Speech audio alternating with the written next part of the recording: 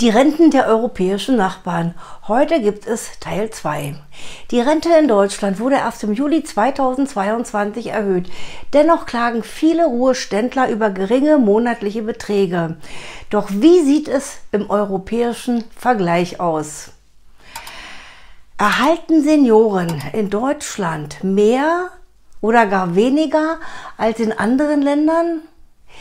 Den Vergleich zu anderen Ländern zu ziehen, ist dabei aber echt schwierig, da es überall unterschiedliche Systeme gibt.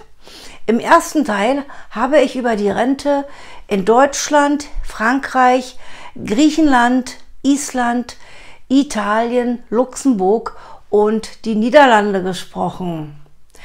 Heute gibt es eine Fortsetzung mit 7 weiteren Ländern.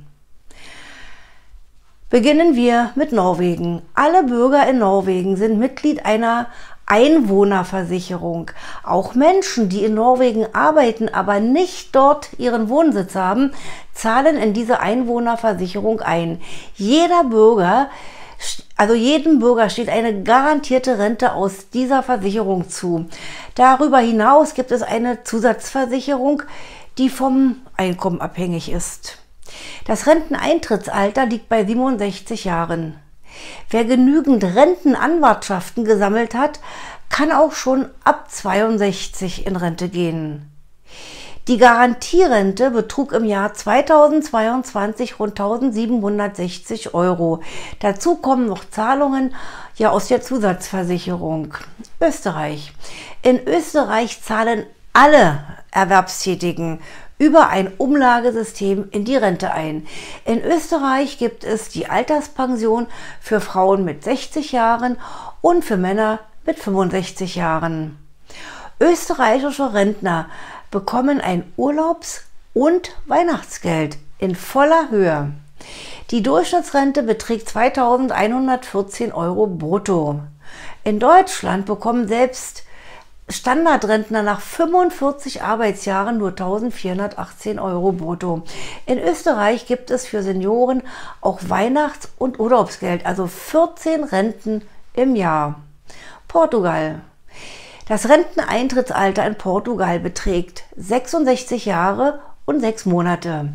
Wenn ein Arbeitnehmer mindestens 15 Jahre lang in Portugal sozialversicherungspflichtig beschäftigt war, kann er eine beitragsorientierte staatliche Rente beantragen.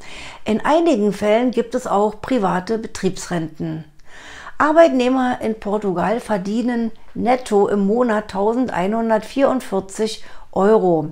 Selbst das hohe Rentenniveau von 89,9% führt dann nur zu einer Durchschnittsrente von 1.025 €. Zwar sind die Lebenshaltungskosten in Portugal günstiger als in Deutschland, aber für eine 1- bis 2-Zimmer-Wohnung muss man ja auch schon je nach Lage zwischen 500 und 1.000 € Miete im Monat zahlen. Schweden.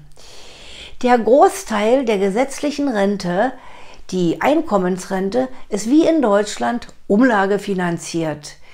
2,5% des Beitrages müssen in einen Aktienfonds fließen. Über das Renteneintrittsalter entscheidet jeder individuell. Es gilt eine Untergrenze von 62 Jahren. Wer früher in Rente gehen will, muss pro Jahr 5 bis 6% Abschläge in Kauf nehmen. Die Schweden haben das Recht, bis 68 zu arbeiten. Eine Angabe zur durchschnittlichen Rentenhöhe gibt es durch die sehr individuelle Gestaltung des Renteneintritts nicht. Die Schweiz. Das Rentensystem in der Schweiz hat inzwischen die gleichen Probleme wie Deutschland. Die Beitragszahler werden immer weniger und die Lebenserwartung steigt. Geplante Reformen sind bisher immer an der Volksabstimmung oder dem Parlament gescheitert. Es gibt einen Ausgleichsfonds, der langsam dahinschmilzt. Besonderheiten.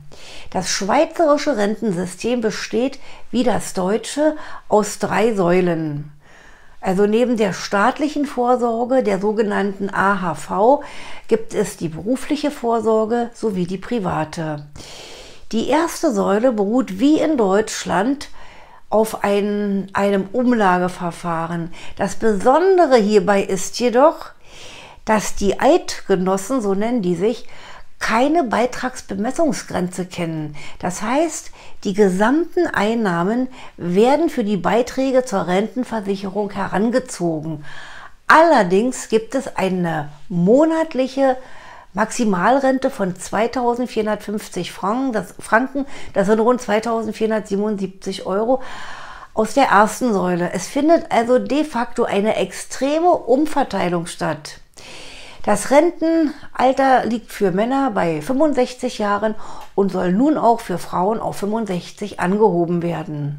Spanien. Derzeit beträgt das Mindestalter für die Beantragung einer Rente 65 Jahre, wenn Sie einen Beitragszeitraum von mindestens 37 Jahren und 6 Monaten nachweisen können, oder 66 Jahre und 2 Monate, wenn Sie über weniger Beiträge verfügen. Die spanische Durchschnittsrente liegt bei rund 620 Euro, also auch nicht so prall. Türkei. Bisher galt in der Türkei ein Renteneintrittsalter von 58 für Frauen und 60 Jahre für Männer. Nach den neuen Regeln können schon Mit-40er den Ruhestand genießen. Erdogan will das Renteneintrittsalter abschaffen. Ein entsprechendes Gesetz soll noch im Januar 2023 verabschiedet werden. Rente soll es künftig für diejenigen geben, die 7.200 Tagen Arbeit nachweisen können. Also wer 7.200 Tage sozialversicherungspflichtig gearbeitet hat, kann in den Ruhestand gehen. Staatsbedienstete müssen 9.000 Tage nachweisen.